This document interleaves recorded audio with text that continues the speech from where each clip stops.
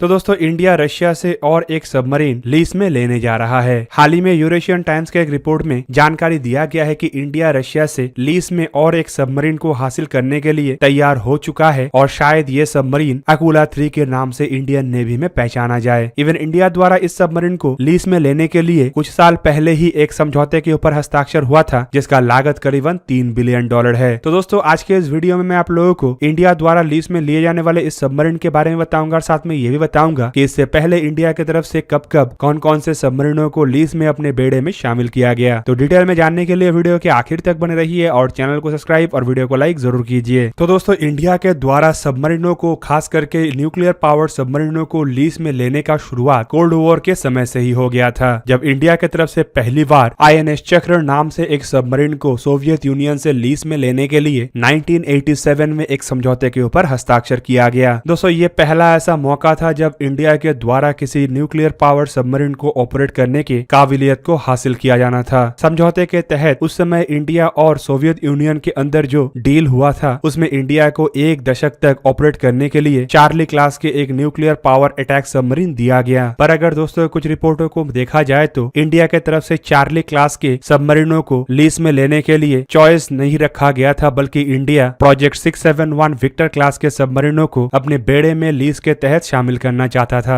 जिसके पास torpedo launch, antiship और land attack cruise मिसाइलों को दागने का क्षमता था। पर इंडिया के द्वारा सोवियत यूनियन के विजिट के बाद खास करके पुराने K-43 सबमरीन मतलब चार्ली क्लास के सबमरीन को विजिट करने के बाद अपने सोच विचार को बदला गया। दोस्तों ये जो K-34 सबमरीन था ये असल में एक कॉम्पैक्ट सबमरीन था जो under water launch amethyst cruise मिसाइलों से लैस था, और ये सबमरीन अपने खुद के सेल्फ जनरेटेड टारगेट डेटा का इस्तेमाल करते हुए पोटेंशियल थ्रेट खास करके एयरक्राफ्ट कैरियरों को न्यूट्रलाइज करने का क्षमता रखता था। दोस्तों इंडिया के द्वारा समझौते के ऊपर हस्ताक्षर करने के बाद मॉस्को की तरफ से इस सबमरीन को ज़ेवास्टा नामक शिपयार्ड के रिपेयर यार्ड में सबमरीन को भेजा गया ताकि इसे रिपेयर और रिफिट करने के साथ साथ मॉडर्नाइज करके इंडियन नेवी के हवाले किया जा सके। जबकि दोस्तों इसके बाद कई सारे आर्टिकलों में इस सबमरीन के सर्विस के दरमियान मेल फंक्शनिंग और कई सारे इंसिडेंटों का खबर भी सामने आ चुका है। दोस्तों इसके लिए कई सारे कारण हो सकता है, जिनमें सोवियत यूनियन के आखिर के दौर के खराब कंडीशन भी हो सकता है, जिनमें सोवियत यूनियन की इकोनॉमिक सिचुएशन इतना खराब हो गया था कि सोवियत यूनियन अपने बेड़े के हथियारों को प्रॉपरली मेंटेन नहीं कर सक रहा था। ऐसे में ये कहना गलत नहीं होगा कि इन कारणों की वजह से सबमरीन के कई सारे इक्विपमेंट मुश्किलों से गुजरा, और कई सारे इक्विपमेंटों के ऐसे मुश्किलों के कारण से सबमरीन सर्विस के दरमियान भी कई सारे मुश्किलों से गुजरा। और दोस्तों इन्हीं कुछ कारणों की वजह से इंडियन नेवी में इसे 3 साल इस्तेमाल करने के बाद ही इंडियन नेवी द्वारा सबमरीन को रशिया को रिटर्न कर दिया गया। बेसिकली सबमरीन को 10 साल के टर्नियर के लिए ही इंडियन नेवी में इस्तेमाल करना था, लेकिन सितंबर 1, 1987 में इंडियन नेवी में शामिल होने के बाद सबमरीन जनवरी 1991 को रशिया को रिटर्न कर दिया गया। मतलब जस्ट 3 साल के बाद ही सबमरीन अपने फिर से पुराने कंडीशन में आ गया। और खबर ये भी है कि रिटर्न करने के करीबन 1 साल के बाद मतलब 30 जुलाई 1992 में ही रशिया द्वारा सबमरीन को डीकमीशन कर दिया गया और उसके बाद सबमरीन स्क्रैप के लिए भेज दिया गया। दोस्तों इसके बाद इंडिया के तरफ से फिर से एक बार रशिया से और एक सबमरीन को लीज में 2012 में हासिल किया गया, और ये सबमरीन था K-152 नेरपा।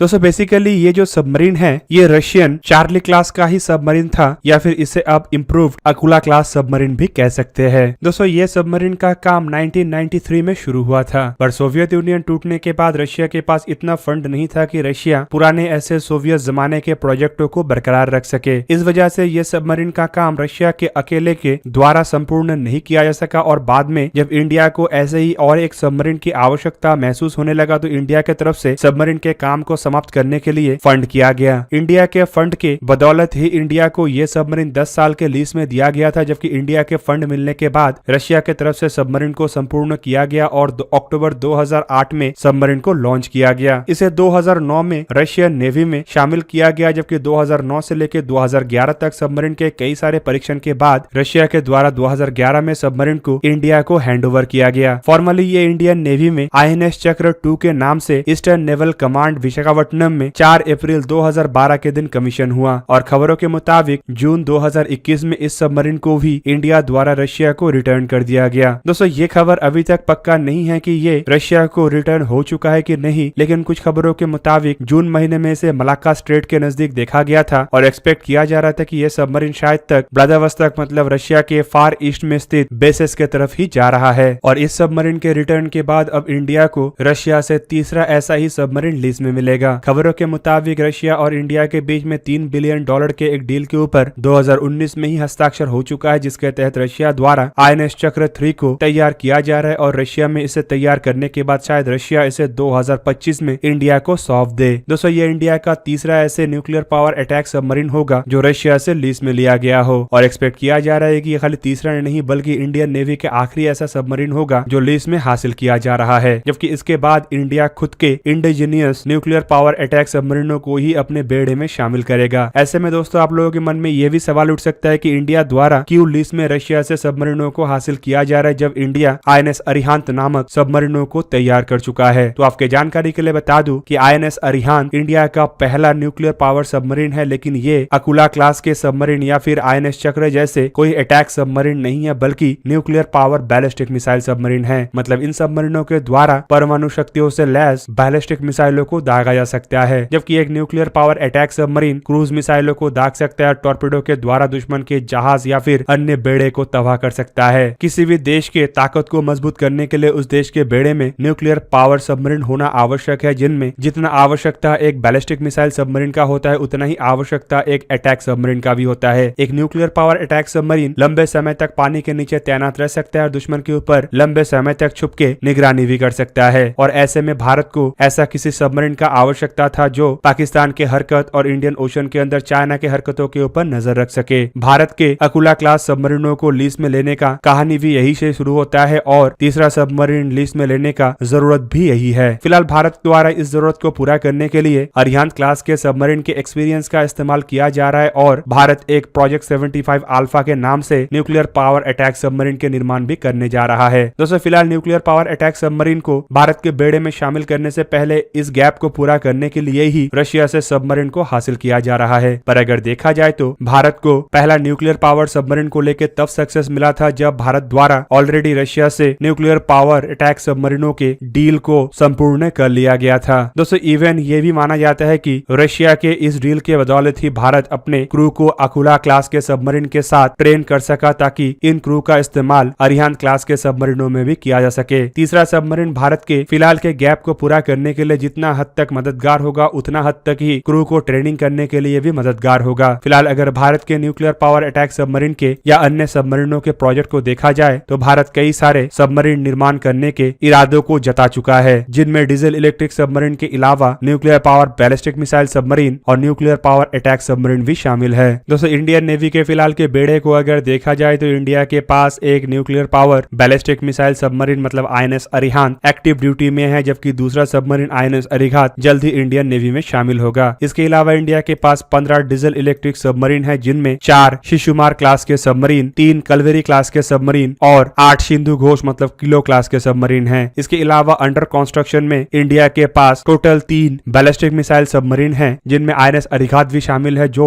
इसी साल में ही इंडियन नेवी में ऑपरेशनलाइज हो सकता है। इसके अलावा अरिहंत क्लास के 2 अन्य सबमरीन S4 और S4 स्टार भी अंडर कंस्ट्रक्शन है और माना जा रहा है कि ये जल्द ही इंडियन नेवी के लिए तैयार हो जाएगा। कलवेरी क्लास के भी बाकी 3 सबमरीन अंडर कंस्ट्रक्शन या फिर सी ट्रायल में हैं, जबकि अगर फ्यूचर के प्लान को देखा जाए तो ये काफी बड़ा प्लान है, जिसमें S5 क्लास के 13,500 टन के 3 न्यूक्लियर पावर बैलिस्टिक सबमरीन से शुरू करके अकुला क्लास के तीसरे सबमरीन को लीज में लेना भी शामिल है। इसके अलावा प्रोजेक्ट 75 अल्फा मतलब इंडिजिनियस SSN मतलब न्यूक्लियर पावर अटैक सबमरीन के प्रोजेक्ट भी शामिल है, जो कि 6,000 टन के 6 सबमरीन होगा। और प्रोजेक्ट 75I तो बहुचर्चित ऐसा एक प्रोजेक्ट है जिसके तहत इंडियन नेवी में 6 कन्वेंशनल सबमरीनों को शामिल करना है। तो दोस्तों ये था आज का वीडियो। अगर आपको वीडियो अच्छा लगा तो उसे लाइक कीजिए और मेरे चैनल को सब्सक्राइब कीजिए और साथ में बना हुआ बेल आइकन को ही प्रेस कर दीजिए ताकि आप मेरा वीडियो देख पाए सबसे पहले। जय हिंद।